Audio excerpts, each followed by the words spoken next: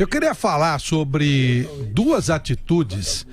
Eu deixo muito claro aqui, eu não tenho o menor respeito por essa Federação Paulista de Futebol, esses caras, CBF, essas entidades. Aliás, pelo contrário, tem até asco dessas coisas todas.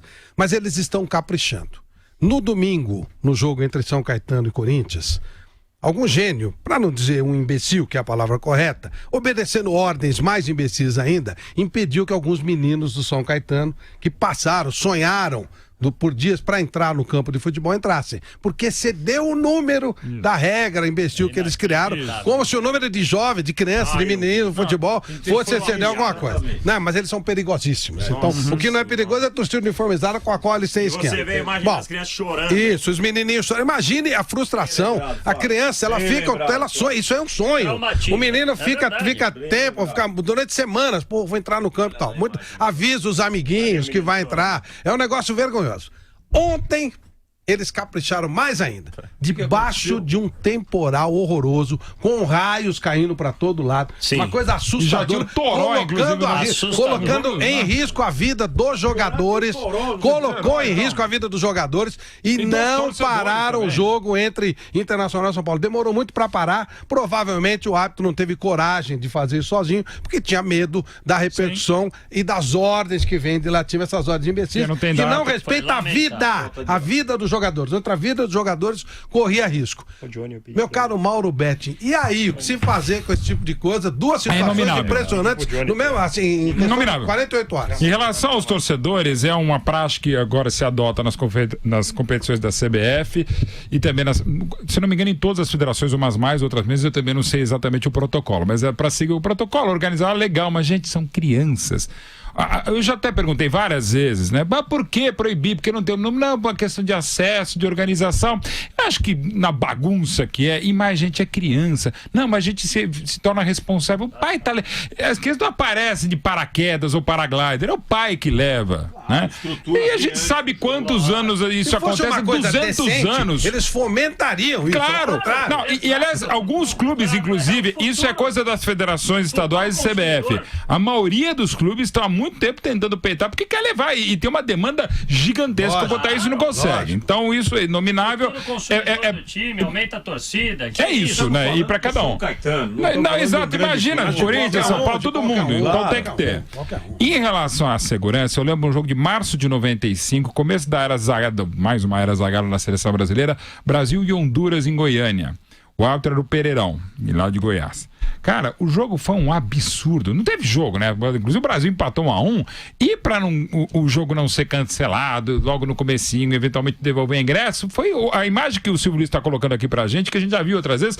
Era um jogo absurdo e não teve jogo, mas se mandou de cima para baixo o árbitro com medo. E ontem, a gente sabe pelo calendário exíguo, então, ontem não era só chuva, era raio. Alagou tudo, as duas delegações.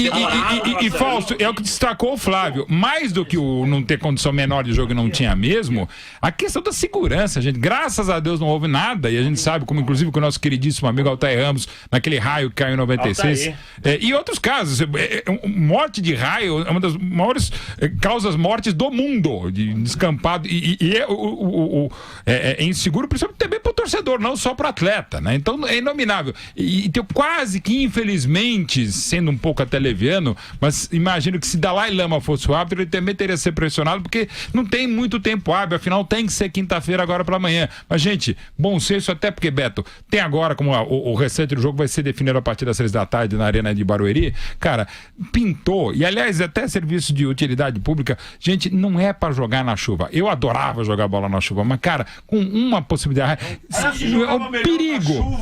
Não, como goleiro eu jogava ainda pior na chuva. Assim. Então, é uma questão de segurança, vai muito além da questão do regulamento. Aliás, segurança do atleta, a base é essa, quebrar uma perna, etc. Mas ontem começou uma sucessão de raios e tem várias imagens. E fazia tempo que não tinha tanto raio. E eles nem aí.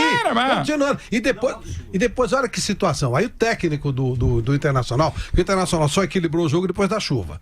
E aí ele reclamou quando parou, porque ele falou, pô, quando eu equilibrei o jogo, parou, quer dizer, pensou muito pequeno em todos os sentidos, né? Foi ridículo. Equilibrar um jogo onde não existia jogo. E o técnico do Internacional reclamou veementemente, falando que tinha que continuar a partida torcida, que era beneficiar o São Paulo, ele colocando em risco os próprios jogadores para ter que ter um jogo, para ter que ter um resultado favorável numa Copa São Paulo, você colocar em risco a vida dos jogadores, dos profissionais que estavam lá trabalhando. Teve um cinegrafista da Sport TV, se eu não me engano, ele tomou um choque. Foi uma barbaridade o que aconteceu lá ontem e não tinha condição de jogo. A drenagem do estádio não teve a capacidade de suportar ainda isso.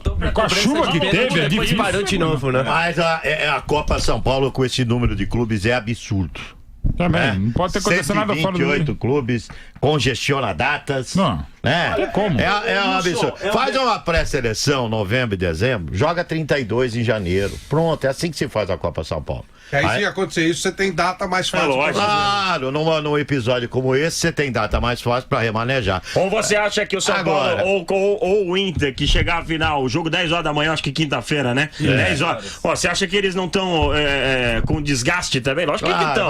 Vai enfrentar um Flamengo descansado. A Copa São Paulo foi esculhambada. Nossa, o que teve de refletor não funcionando. Foi.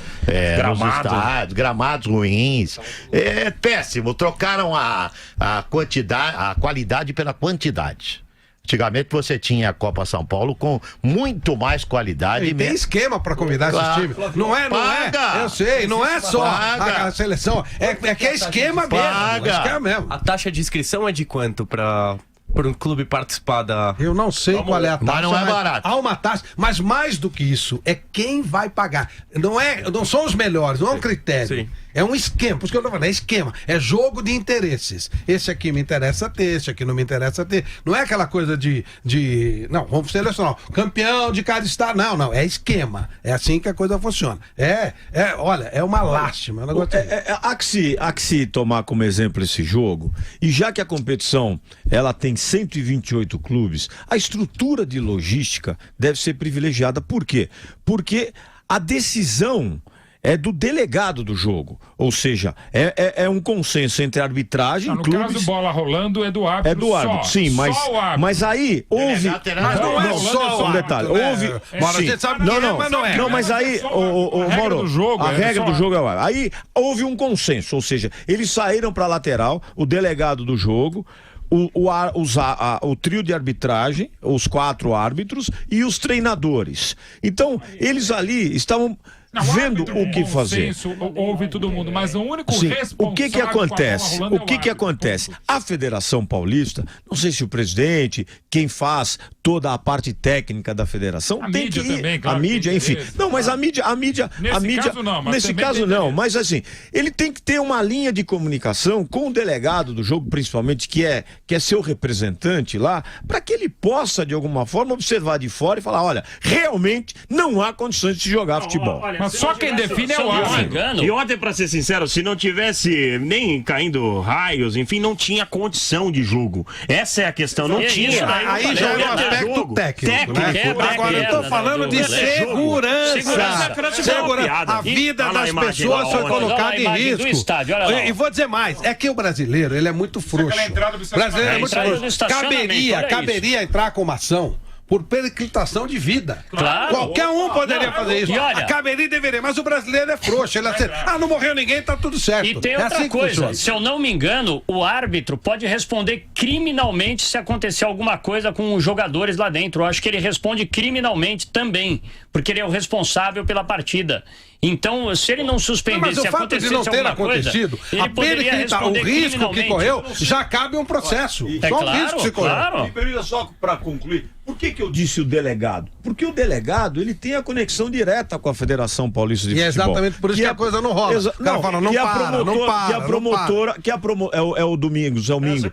Domingos, Enfim, então, é importante que a Federação tenha uma atenção especial. Gente, mas eu duvido que o árbitro tomou essa atitude sozinho. Ao contrário, ele não tomou atitude por medo. Não sei se temos aí a imagem na hora do raio. Já foi o tempo que você tinha os dulcidos, os caras zagueiro do Inter de Porto Alegre. Eles têm medo também. Tomando um susto. É por isso. Descomunal, não. A hora que um dos raios atingiu o zagueiro lá do Inter de Porto Alegre, ele tomou um susto. Claro. Lamentável a comissão técnica do Internacional. Repito aqui, a comissão técnica querendo a continuidade da partida e aconteceu isso com o jogador do próprio time. Provavelmente ele deve ter visto. Ficou isso. Até agora não poderia ter acontecido. Não poderia, né? Não. Nem chegar onde chegou. Que é isso?